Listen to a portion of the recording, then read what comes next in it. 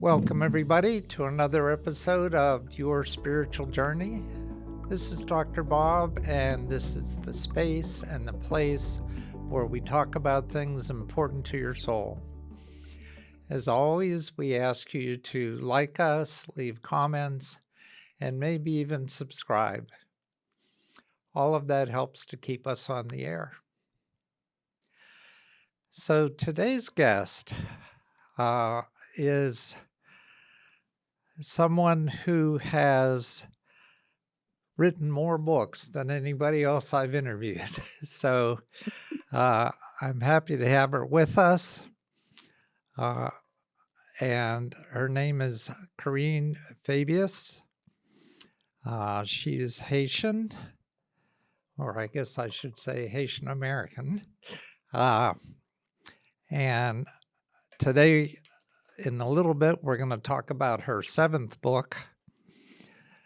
But right now, we just want to get a sense of who Carine is and what it is she has to offer from her spiritual journey.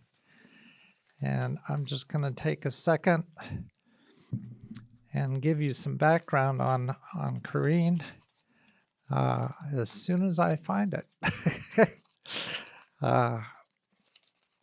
Because here we go.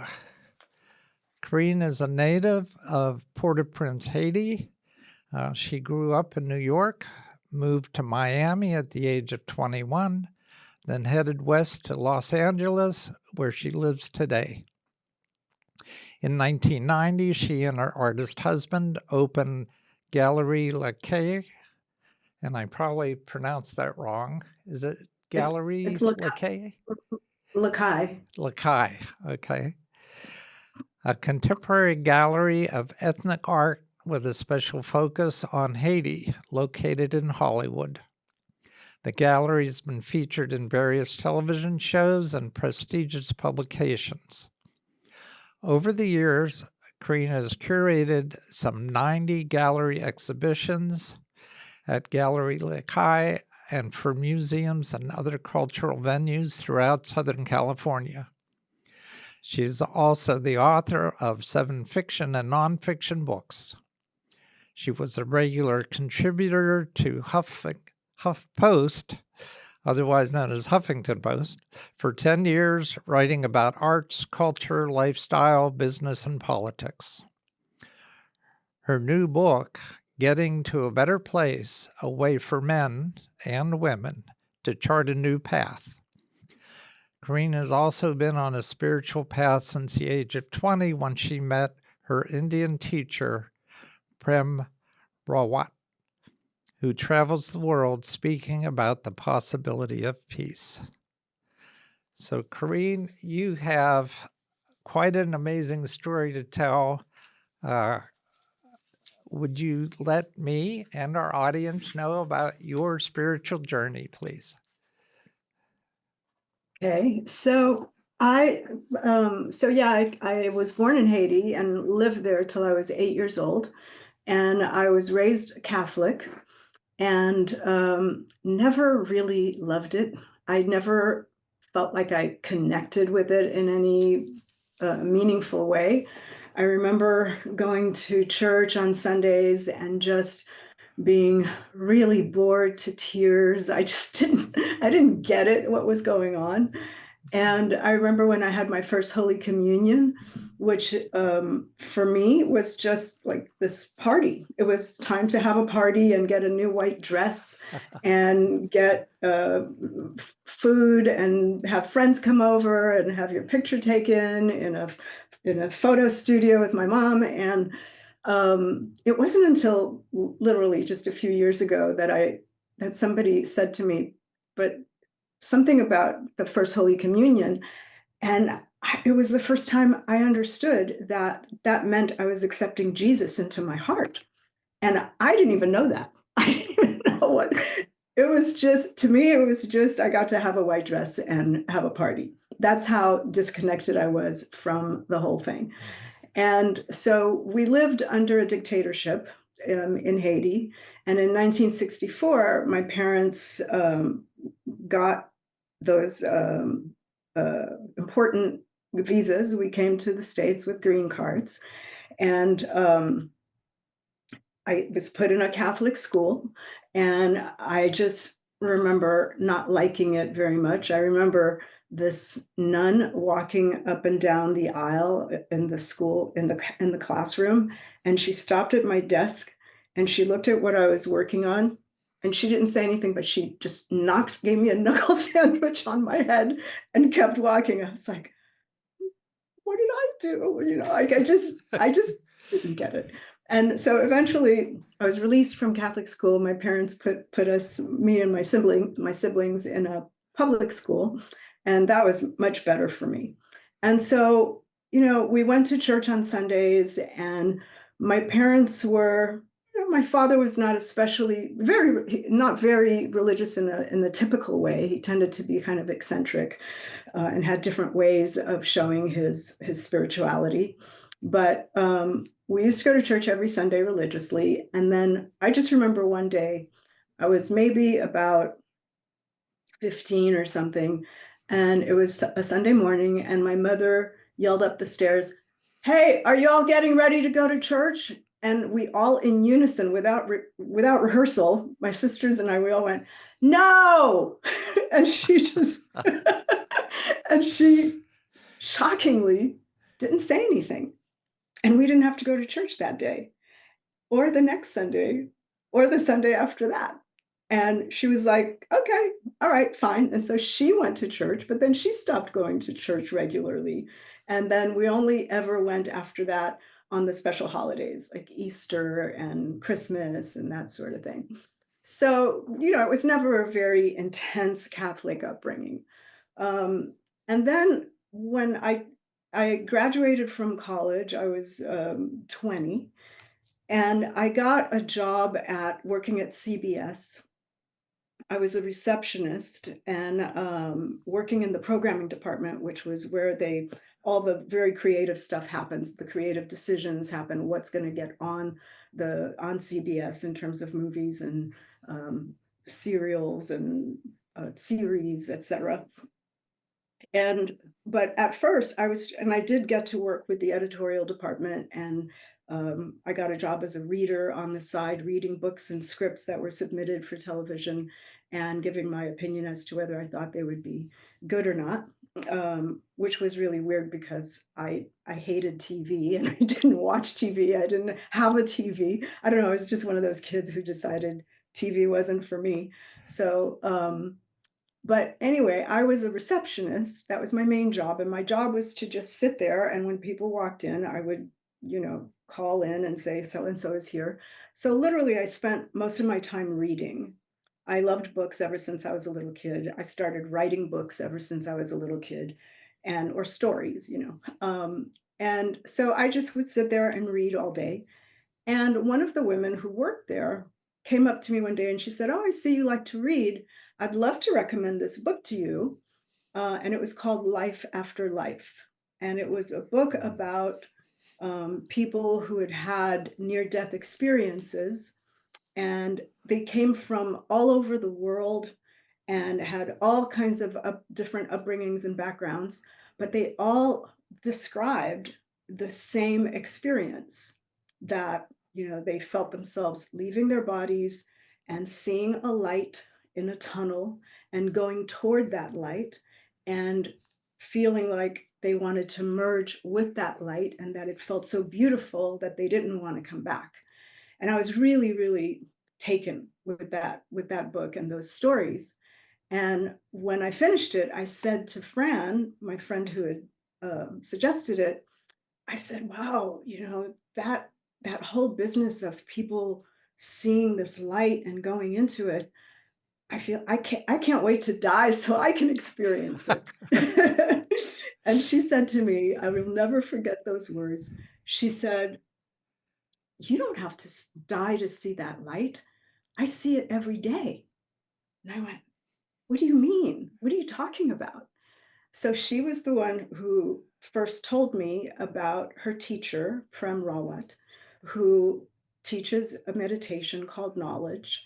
And at the time, he was called Guru Maharaji. He's an Indian, he's from East India. And at the time, he was known for having come to America when he was 13 years old as a guru, as a teacher. And he had been speaking to so he got the title Guru Maharaji, which is it's a title bestowed on you and when you're a teacher. And he had gotten that title after his father died, and who was the former perfect master, they called him at the time. And because he teaches perfection inside, right? So his father had died and passed on the title to him out of his four boys. It was Prem, who he saw as the next generation in the lineage. And in fact, he had been speaking to hundreds of thousands of his father's supporters in India since he was 8 years old. There were videos of him just addressing these crowds, super intense, and very powerful child. And so at the age of 13, he decided that it was time. He left school and decided it was time to come and spread that message of peace to America. He came to America at 13, and he was on all the talk shows and stuff. And but it was 7 years later that I heard about him, because we're about the same age. I think he's 1 year younger than me. So when she told me about him, I was very, very curious and very interested. And so at the time, what it took to receive knowledge, which is the name of the meditation, which is basically four techniques of meditation that he teaches that are meant to show you how to go inside and find your true nature, or your self, your true self, or peace, or fulfillment, or contentment, or whatever you want to call it, or God. So he, at the time, used to have to go to these programs that were available every single night when the students of Prem, of Maharaji at the time, used to go and just speak from their hearts about their experience of practicing knowledge. That was it. You'd go and you'd sit and you'd listen, and maybe 3 or 4 people would speak, and an hour would go by, and that would be the end of it. And so that was his prescription for how you could receive knowledge, was to just go and listen to people speak as much as you could for a certain period of time. That was unstated, however long that was going to be. And then at the time they were called initiators. I think they're called instructors now. They would come through town. Somebody would come through town who was able to teach people the techniques of knowledge per Maraji, right? And so finally this instructor came through town, and I had been listening, going to these programs like almost every night. I'd go maybe 5 nights a week.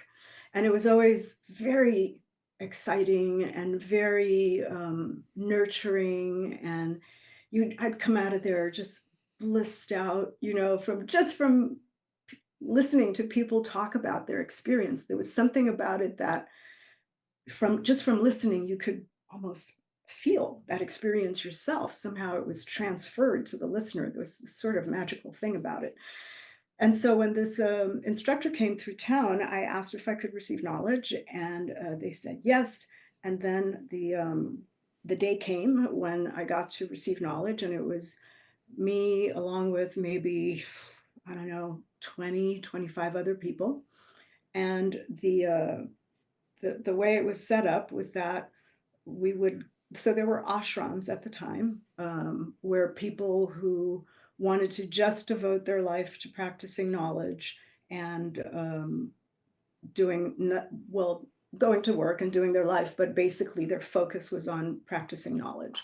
And so there were ashrams where women lived and ashrams where men lived. And my friend who had given me that Life After Life book, she lived in the ashram. And it turned out that the ashram at the time was literally a block away from where I lived with my parents.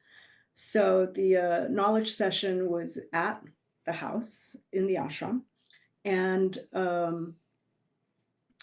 it was supposed to be an hour long thing where they would each technique was supposed to be practiced for 15 minutes, and then that would be that. Then you'd have knowledge. And Prem recommended that people practice in the morning and at night, 15 minutes on each technique. So it was an hour-long meditation in the morning and an hour at night. And we went up to this room, and she taught us the techniques. And I thought that we had spent about an hour, maybe two at the most. But when we came downstairs and there was this huge spread was laid out, it was like, welcome to the new students and stuff. And it looked like it was getting dark outside, and we had started at about 10 in the morning. And I said, what time is it? 8 hours had gone by. Wow. I was just shocked. 8 hours had gone by. We had meditated for 8 hours, and it literally felt like an hour and a half. So I was like, wow. And so, I just went about my merry way, practicing knowledge and having these really beautiful experiences. It was quite a magical time. And I was probably very, like what do you call it? Proselytizer. I was like, when you get turned on to something and you just want to share it with your friends and everybody you love, you want them to have the same experience. So I'm sure I turned off a bunch of people because that's all I wanted to talk about. But it was wonderful, and I had this whole new group of people that I was relating to really in a very powerful way. And I had very strong experiences of the meditation. And unlike what she said, which was that she saw light every day from doing this meditation, I did not have that experience of seeing that light every day, but I saw it often. I mean, I think, people have their own experiences. But it was just a way of tuning into something that's always there. It's like there's a lot going on inside of us, but there is this peace that feels like you can always come back to it. I feel like I have this special tool. Like it's in my toolkit, that whenever I get pulled into this world and get away from my center. And it's really easy to do for all the various reasons, including what's going on now. I mean, it's like every day I feel like I wake up and there's a new horror show to find out about. It's really easy to get caught up in that. And even though I'm not the most Zen person I know, and I do get caught up in whatever frustrates me or pisses me off or gets me upset, I have this wonderful magical tool that I can use to just go inside and experience what some people call God. I prefer to call it the universal life force, which is how I experience it. That life force that powers everything in the universe, from the plants and trees and the animals and the ocean and ourselves. And I think the best description for me of that God energy is what a lot of American native tribes call it, which is the great mystery. I love that. I feel like that's it exactly, because who can really say they understand what God is or how it works? I know I don't relate to the Christian God who apparently sits up in this, or supposedly sits up in the sky and allows all this suffering to happen for whatever reason, that there's all this killing and, just horror happening in the world all the time. Is that God's fault? I don't think so. I think human beings have love in them, and they have hate in them. We have greed, and we have generosity. We have, horror and beauty. and it's up to us to choose. And I don't know how it works in terms of why people are born into poverty, and have to live an existence of lack their entire time on this earth. I mean, I come from Haiti, where we're one of the poorest country in the Western Hemisphere, Yeah. and I grew up seeing poor people around me all the time, and it's still that way now, and it's terrible now in Haiti. The president was assassinated, I think it was 3 or 4 years ago now, and Haiti's fallen into the hands of literally terrorists. They're gangs who've just taken over. The capital of Port-au-Prince is taken over by these gang members who just terrorize people. They've killed thousands and thousands of people over the last 3 years, and um, displaced at least 1 million people. They're just burning down the house, and there's no understanding why, because Yeah. nobody's stepping up to say, "Oh, I want to be the new president," or "Let's call elections, and this is my platform."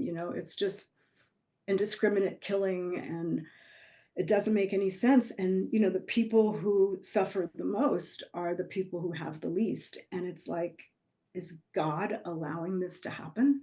I don't think so. I don't think God has anything to do with it. I think we choose the life that we create for ourselves. And that's with reservation too, because we can try and try and try to create a certain life for ourselves, and sometimes it just doesn't happen. You die before it happens. So I mean, for me, the point is that, and in fact, Prem said it one time and it stuck with me. He said the purpose of life is to experience joy. And that may sound like, oh, sure, say that to somebody who's really sick, or somebody who's poor, or somebody who's experiencing pain. But in fact, I've seen poor people in Haiti, I mean, really, suffering from poverty, who are, beautiful, and they share whatever they've got with whoever they can. It's up to us to decide how we're going to live our life. Whether we have the life we want or not, it's how we decide to experience it that matters. And I think that's the main lesson I get from his teachings. And over the years, he closed all the ashrams. He said, "Oh, you guys are making a religion out of this." So, he closed all the ashrams, and he stopped using the title Guru Maharaji. He wanted to just, he said, "We're not in India. I'm living in the States." And in fact, he travels the world, I swear to God, only like almost 300 days a year, just going Wow. around the world speaking about how peace within is possible. It's been his message since he was 8 years old. And so back when I first received knowledge, and I used to just, if he was having a program, I would go wherever it was. I'd just drop everything and go. I was a real a real follower. And in fact, that's how I got to Miami. Was he was having a program there, speaking at a convention center, and I went for the program. And when I landed in Miami, I was living in New York at the time. The I just driving out of the airport in the cab, it was lined with palm trees. The runway was lined, not the runway, but the road out of the airport was lined with palm trees, and it was middle of winter, but it was hot and wonderful. And I was like, "This is my place." Literally, I don't know how I managed it, but 2 months later, I was living in Miami, and that, and I just kind of followed wherever that path led. And I've been enjoying that experience ever since. I'm not always as disciplined as I used to be about, an hour in the morning and an hour at night. But I've also heard him say that, if you can't do an hour, do what you can, you know. Yeah. Um, So what it's like exercising, if you can't get that half hour cardio in, do 10 minutes, do whatever you can. It's better than nothing. But even though I do not now drop everything to go to wherever he goes, because he goes everywhere all over the world. He's been given the keys to the city in many places. He's been dubbed the ambassador of peace by many world leaders and stuff. I don't, I'm now, I run 3 businesses and I just can't do that. And I don't even know that I want to do that. But if he comes to town, I definitely go and hear him speak. But I, all these years later, I'm 69, and that was in 1971 that I received knowledge. I stick with him, and I continue to, because I continue to have a very powerful experience, and I've had really powerful experiences with him. I don't even know if I should talk about this, but um, not long after I had received knowledge, I was attacked and had to deal with a very violent rape by somebody I knew. And I remembered while it was happening, I remembered that it, that Prem had told a story during one of his programs and he would often tell stories out of the Ramayana or the Bhagavad Gita to make a point or another. And this story had always stuck with me because he told it more than once. And it was about how Krishna had a devotee called Draupadi, who was, just one of these very devoted followers of his, and that there were a band of men who wanted to shame her because of her devotion to him. And so in the marketplace, they pulled on her sari in order to pull it off her and leave her naked in the middle of the street. And when that was happening, she called out to Krishna and said, "Please help me." And he turned her sari into an endless sari so that they could never pull it all off. And so while this was happening to me, I thought about that story and I said, "Prem, help." And shockingly, what happened was that this man, in the middle of raping me, he lost his erection. It's like immediately.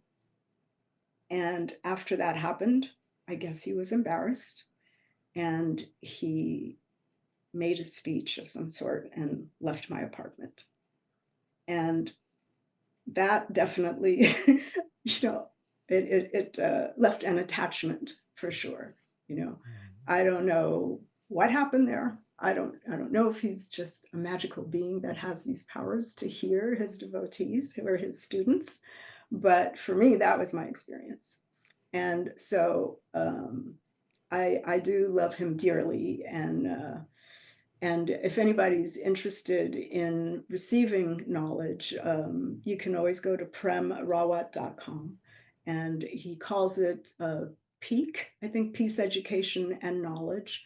And there's a protocol that you follow where you listen to videos of him speaking, and it's a 9-course situation where after you go through the 9 courses that involve, I don't know, journaling, watching videos, etc., you can ask for knowledge and you receive knowledge, and it's always free. There's no cost. So that is my spiritual journey. I feel like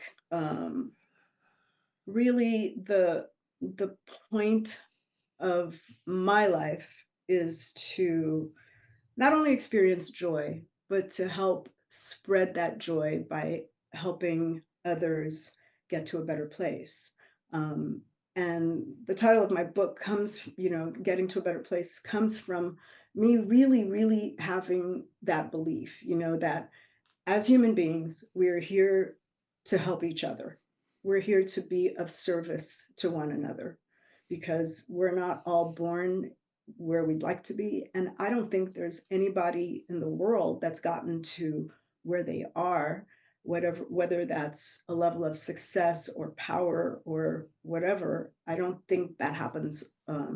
It doesn't happen all by yourself. Everybody gets help along the way, whether you're born in a rich family or you have somebody with contacts who introduces you to the right person. This idea that we're just all supposed to pull ourselves up by our bootstraps and make our way forward, I don't think that's reality. I think we always need help.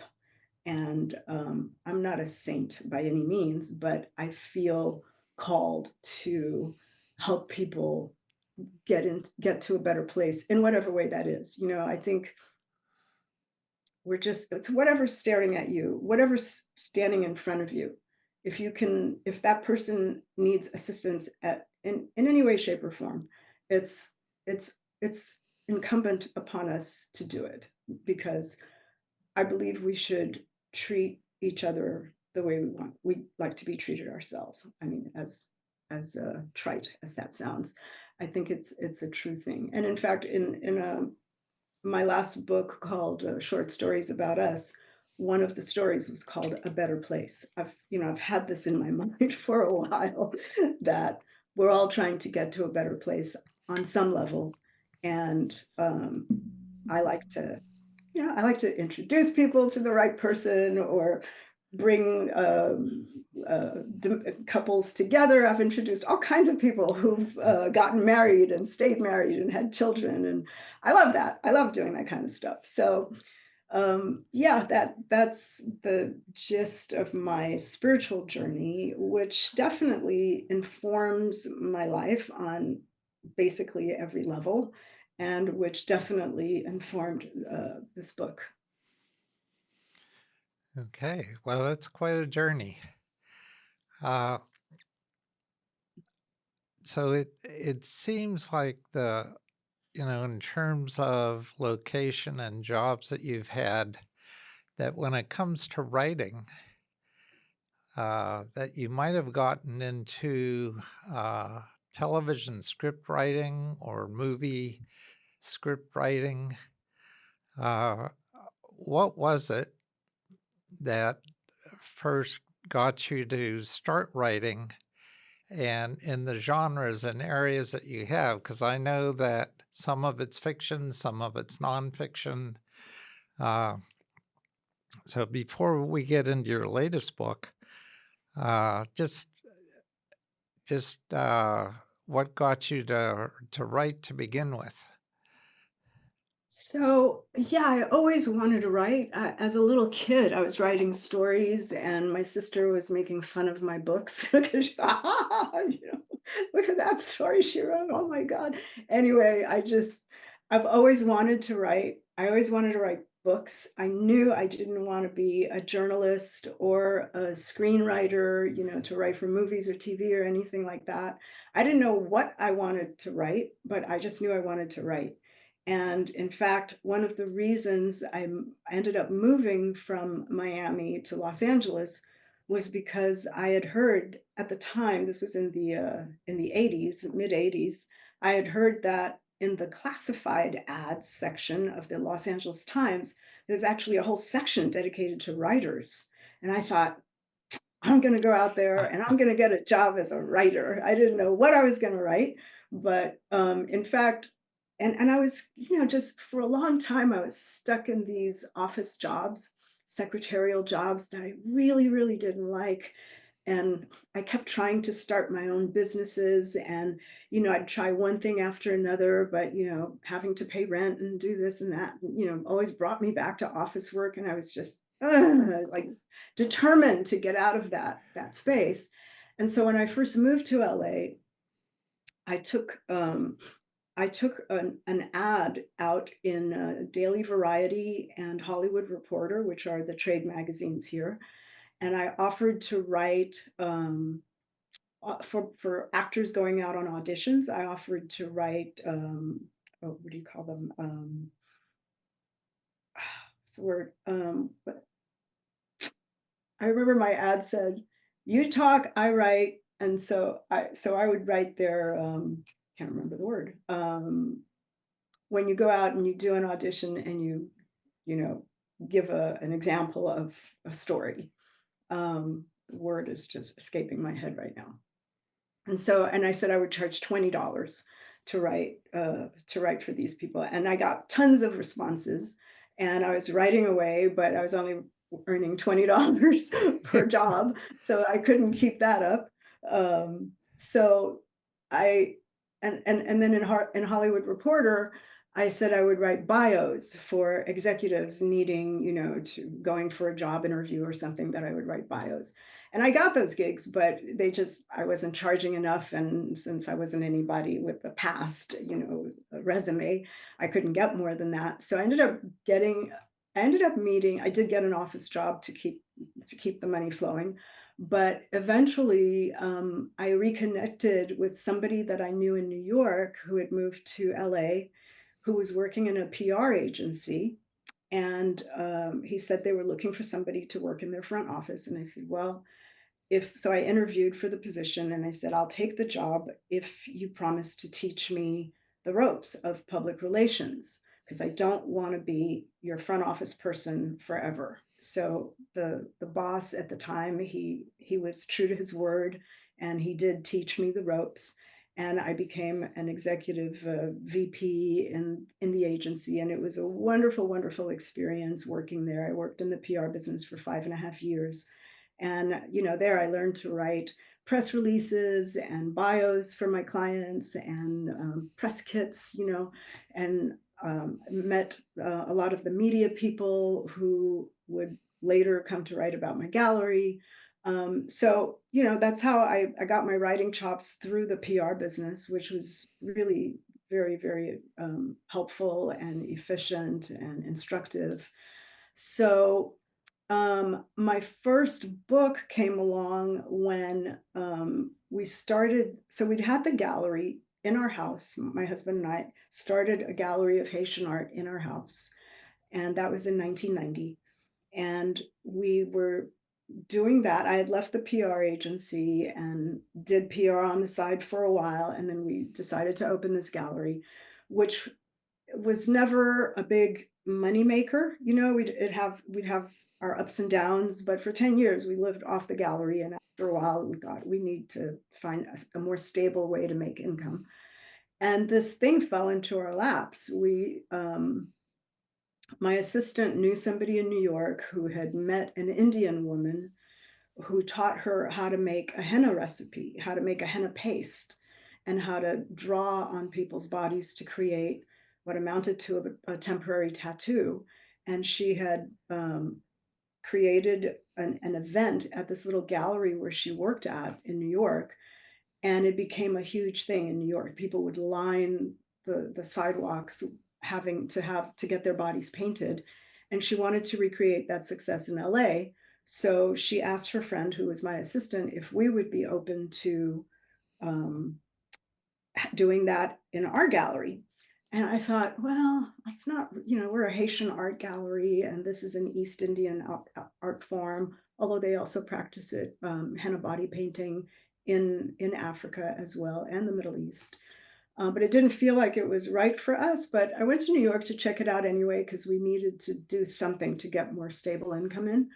And it was definitely clear that something was going on. And so we came back and we decided to open a henna studio, because I remember asking the woman, well, how many people can I expect a day if I were to, you know, get artists to come and do this? And she said, oh, about 100 people a day.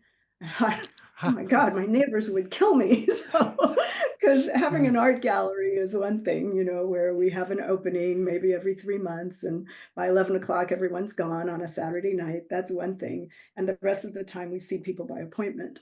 But having 100 people a day, that would be a different story. So we ended up opening what turned out to be the first henna studio in the United States. This woman came from New York, and she taught artists that I knew here how to do the henna body painting. And it became this gigantic hit. Before we even opened, we were written about in LA Magazine, a cover story, the whole business. And By the time we opened the studio, there were 500 people showed up at our opening, and every TV camera was there, and it became this really big thing. And so henna was suddenly a gigantic thing, and people loved seeing it applied on the body. And so the TV news crews would show what they recorded at our opening, and the phone would start ringing off the hook. And so I got a call one day from Random House. They had been reading all this press about us, and the editor asked me if I was interested in writing a book about henna body painting. I said, "Why, yes." You know? Why And it not? was funny. Yeah. Yeah, it was funny because we had this whole hour-long conversation about what she was looking for, et cetera. And then at the end of it, she said, "By the way, are you a good writer?" It was like the after question. I said, "Yeah, I am a good writer." So I ended up writing what turned out to be the first book about henna in the United States. And we sold thousands of books. No thanks to Random House, by the way, because we had our henna business going. At that point, by the time my book came out, we had decided to close the henna studio because we thought the better business opportunity was to create a henna tattoo kit, home use kit that people could do it themselves. Because literally for every call we had from somebody wanting to make an appointment to get painted in our studio, the other call would be from somebody saying, "Hey, where do you teach henna? Do you teach classes on how to do henna tattoos? Where do you get your henna? Where do you get those applicator bottles?" It was Mhm. like clearly people wanted to learn how to do it. There were plenty of artists already who had started offering it for a lot less than we could with all our overhead on Venice Beach. People were getting henna tattoos already. So we started a line of, we manufacture, and we still do today, sell them to stores, a line of henna tattoo kits under the brand name Earth Henna. And so I wrote that book, and I thought the way it went with the publishers was that if you could prove that you could sell, if that you could, they left you out to sink or swim.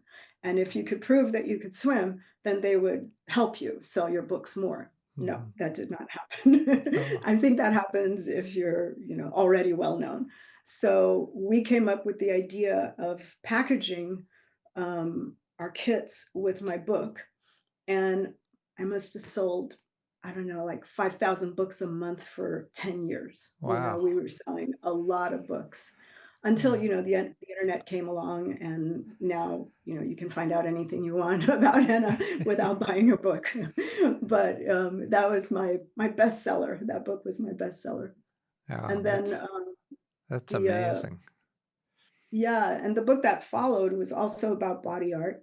It's called Jagua, A Journey into Body Art from the Amazon.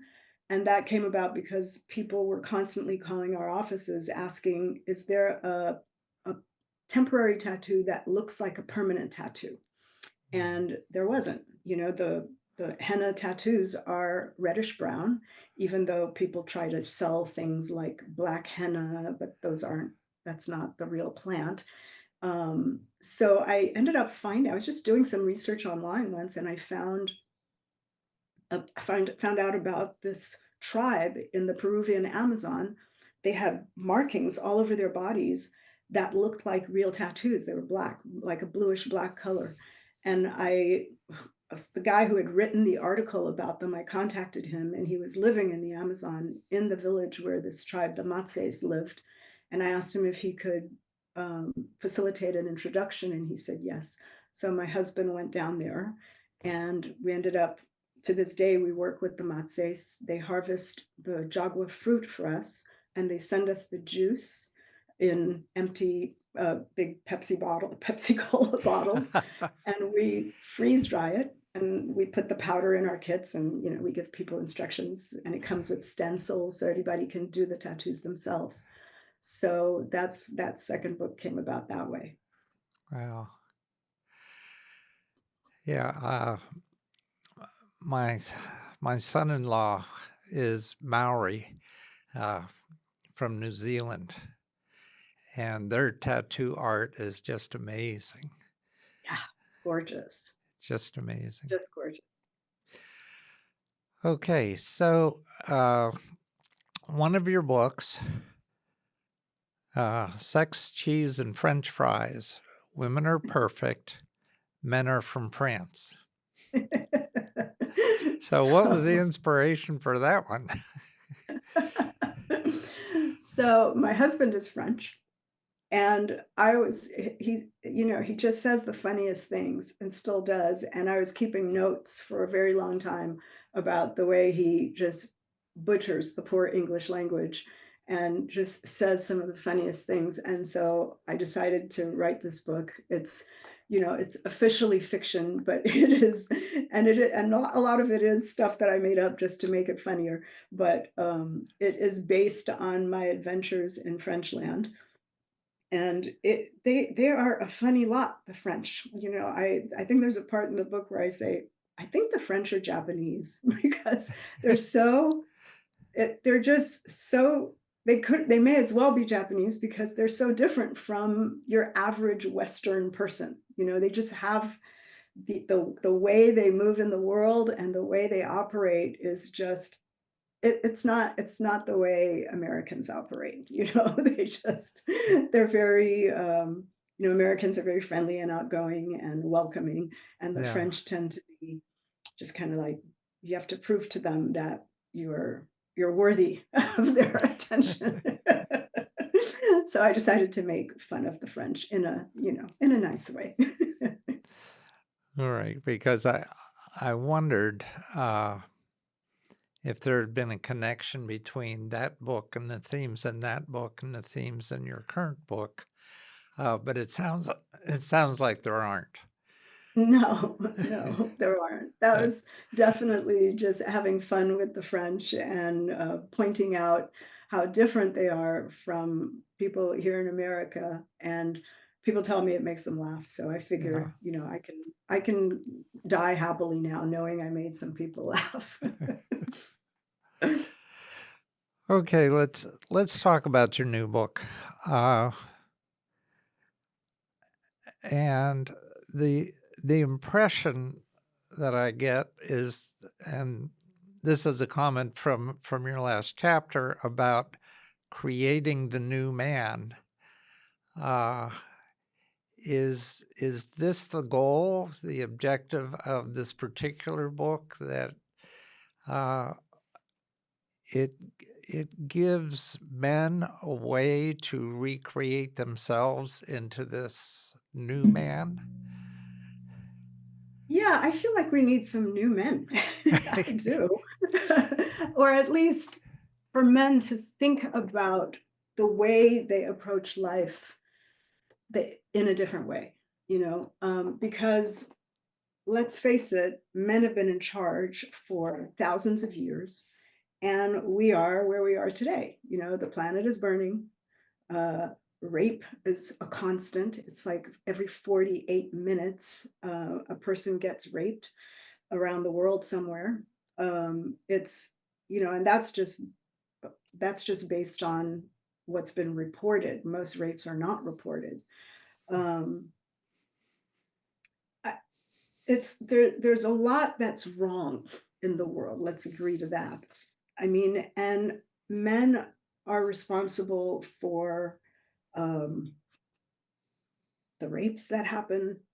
Most of the mass shootings are done by men. Wars are started by men for the most part. Climate change is due to the policies that men have created because men are in charge.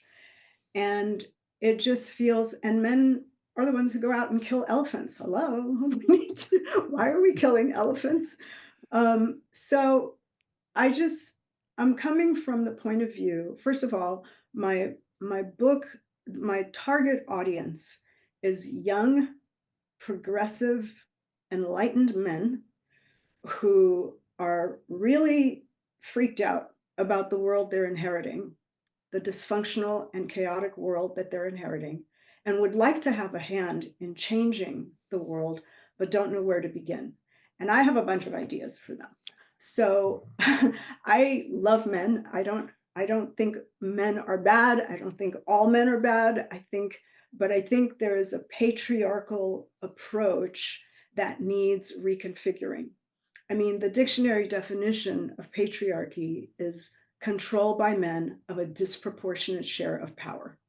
And men have been in charge for a really long time. And I think they have a problem with sharing power with their obvious partners who are women, because I think there's this fear of losing control. But that's not true. I mean, we can work together. And so the point of the book is to say, let's look at how we can approach our problems in a different way. Why? I mean, like I have a chapter called Ask a Woman, where it's like there are statistics that show that when men work together with women, things work out better. It's like during the pandemic, for example, countries run by women did a whole lot better at pulling at keeping a check on the virus without terrible and um, without putting a lot of what's the word, laws in place that created a lot of enmity among people all over in many places, where they felt like they were too harsh. Women managed to do it in a way that it worked. They kept the spread of the virus down without without creating too much um, discomfort among people. And New Um, Zealand was one of those places. yes, and Taiwan, and was yes, New Zealand was definitely one of those. I have examples in the book. I have a terrible memory. I know how to write books, but I don't remember facts and figures all that well.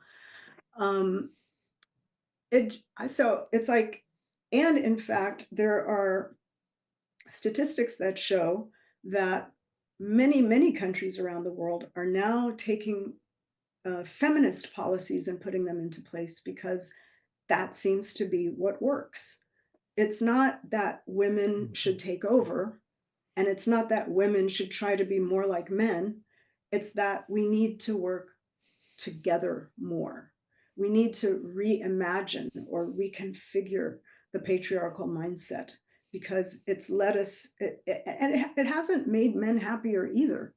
I mean, we come from, in fact, can I just read something from the book? It'll Sure. be Go right 2 minutes. So why are we where we are today, right? So this is 2 minutes. About 12,000 years ago, we transitioned from egalitarian hunter-gatherer societies to settled agricultural ones. This shift led to the accumulation of property, which required protection. Over time, the power dynamic shifted as fathers, sons, brothers, and uncles stayed close, passing down assets through the male lineage. Although this wasn't always the norm, women moved away from their maternal families after marriage, surrendering much of their influence in the process. So here we are, thousands of years later, and through no fault of their own, many modern men have an unconscious sense of superiority, believing their gender possesses more intelligence, leadership, ability, and authority. I call it the authoritarian urge. And it's like every day, you can't avoid the whole subject of men having an identity crisis right now, especially younger men who are just not dealing well on the economic front. They can't even think about being able to buy a house. There's growing hostility between men and women now, to the point where, in fact, I just read an article in the New York Times this morning where there's this huge movement of younger men wanting to date, and in fact dating older women at a, like, on the dating sites that gave the statistics, it was like 84% more younger men dating Right. older women. And why is that? It's because they're not feeling comfortable with women in their own age range. I spoke to a young man who was just the loveliest, sweetest guy, and he said, yeah, women are so mean to me. Women, they're just, nothing I say is right. Everything I say is wrong. They're always attacking me, blah, blah, blah. And I'm like, well, women have been treated like crap for a really long time. They've been treated as the weaker sex, as sex objects, as, just things to control instead of human beings. And they're now coming into their own. They have been coming into their own. It's certainly not equal yet. I mean, women still get paid less for the same job a man does now. We still have a long way to go. But women are coming into their own and they're not taking as much crap as they used to. And men who've been taught that it's their job to be providers and they can't get jobs, and it's their job to be in charge, and they're noticing that they're losing their power. They don't know where to go or how to begin. It's like we need a new approach. So I use a lot of domestic and romantic relationship scenarios in the book to illustrate how if you work on this problem at home in this way instead of the way a man would approach it, and I'm not saying all men, okay, I am totally generalizing here. You could take that approach, that new approach, and recreate it on the global stage with your women partners, right? So instead of just, I don't know, it's like, think of an example here. So I remember when I was writing the book, I sent out an email to a bunch of male friends of mine that were like across the spectrum in age, in identities and sexual preferences, etc. And I asked them, oh, so I'm writing this book that is giving advice to men on how to be a more to be the kind of person who makes change happen in the world and in their own world on a positive level, right?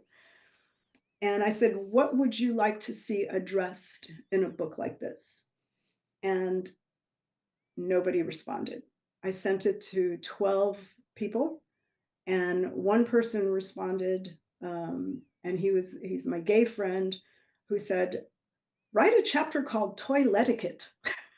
As in etiquette in the bathroom, where like women are always saying, put the toilet seat down. He was having that same issue with his husband. But aside from that, I got no response. And I thought, do men think that everything is fine? That everything is just dandy? That there's harmony in the world? That we're doing well as a people, as a society, as a culture?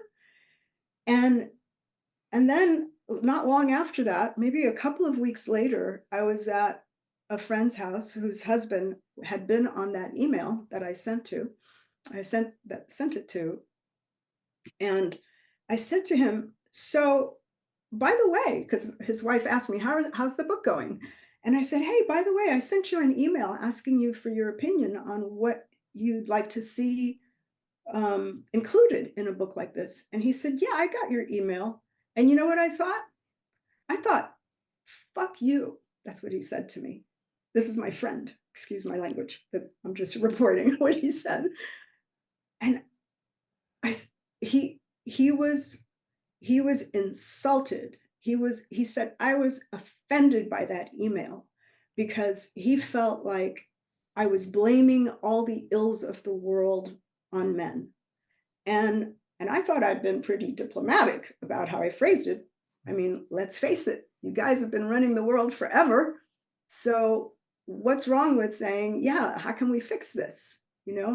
I thought I was going to get emails from them saying, yeah, I know a guy, because I don't expect my readers, the progressive men I'm writing to, that I'm talking to, I don't expect them to behave like toxic macho idiots. They're better than that. They want to change the world. They're looking for a better place for all of us and for themselves first and foremost. So I thought, okay, that was good feedback in a way, because if I came across like I was talking down at men or trying to make them feel like this is all your fault, even though it's true. I don't want that. I want this to feel like an inclusive project because I mean the facts are the facts. I mean, if you look at how many people are in Congress, how many CEOs there are running companies, it's mostly men. It's mostly men, let's face it. And men are the ones writing the policies that affect all of us, all our lives, right? So it's not about blame, it's about better. How can we do this better? Because, men, for example, men in the Middle East